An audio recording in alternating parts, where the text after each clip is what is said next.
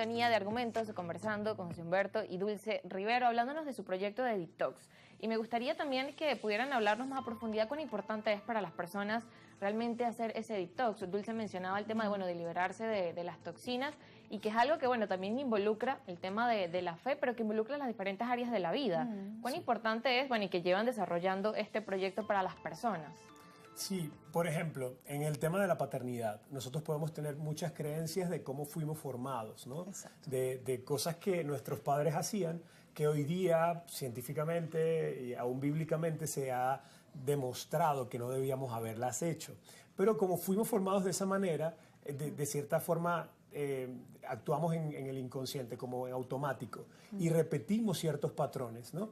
Entonces, ¿cómo podemos identificar qué cosas son realmente saludables en la paternidad para abrazarlas y qué cosas no son ni efectivas, ni saludables, ni sanas, ni dan buenos resultados, como para ir desintoxicándonos de ellas? Exacto. Entonces, ese es el concepto, digamos, a grandes rasgos. Pero comenzamos con la fe. Y en la fe hemos visto cómo muchas personas hemos, como por tradición, transferido de generación a generación asuntos que no necesariamente son bíblicos, que no son similares al diseño que Dios creó en esencia y que se refleja en la palabra, sino que fueron cosas que los hombres fueron añadiendo y que muchas de ellas son creencias limitantes, que nos encierran en vez de liberarnos. Y creo con todo mi corazón que lo que Dios quería hacer era más liberarnos que encerrarnos. Entonces, ¿cómo podemos identificar esas creencias limitantes, esas cosas que nos condicionan o nos atemorizan, y más bien abrazar las cosas que Dios quiere darnos para que las disfrutemos? Claro, áreas que también dependen del contexto de cada persona, dónde se formó, las personas que están también a su alrededor, el entorno. Totalmente. ¿Cómo lo ves en ese caso, Dulce? Y también cómo hacer ese llamado a las personas, porque quizás la gente, bueno, lleva su ritmo de vida, en piloto automático, trabajo, y a veces no te tomas el tiempo de reflexionar y decir, bueno, hay cosas que necesito liberar de mi vida, hay cosas que necesito analizar, hay cosas que necesito sanar, hay cosas que necesito, bueno, quizás cambiar de forma de pensar. Así es. Bueno, si lo analizamos desde el punto de vista de la psicología, la verdad es que las creencias son determinantes para todas las conductas. Entonces, lo que tú creas determina tu manera de ser, de relacionarte, de sentir, de interpretar la realidad, y eso afecta absolutamente todo.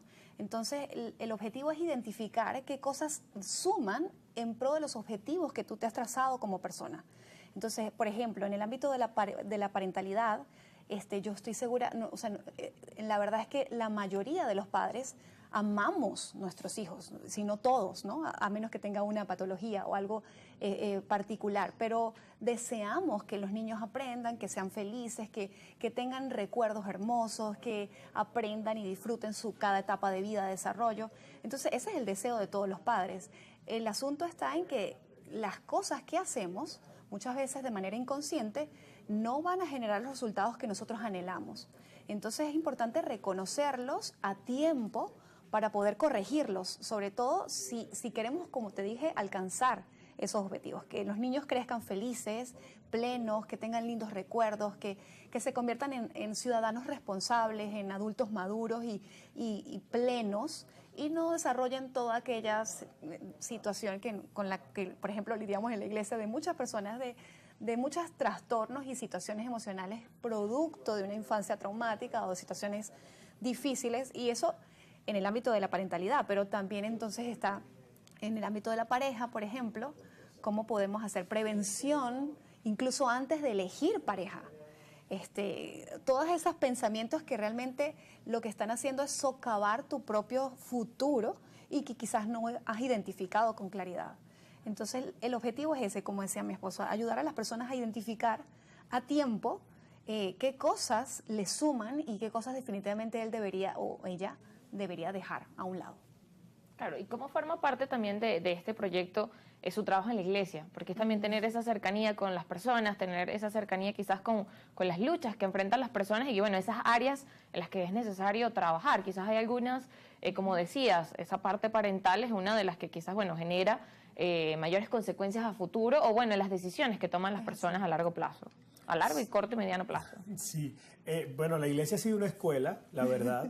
para mi esposa, ella es mucho más teórica, mucho más investigativa, Yo he sido más práctico y he estudiado incluso otras cosas, pero el poder estar en la iglesia, tener el contacto con las personas diariamente y ver qué cosas les benefician a largo plazo y cuáles no.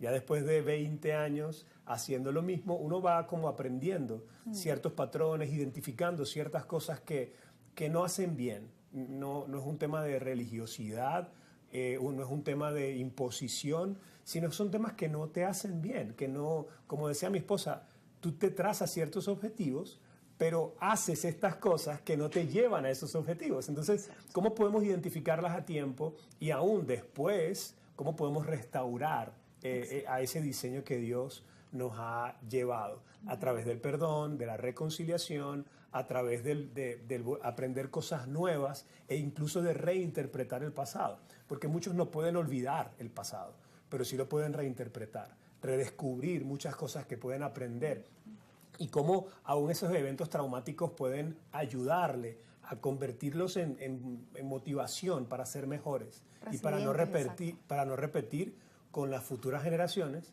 lo mismo que a ellos les dañó.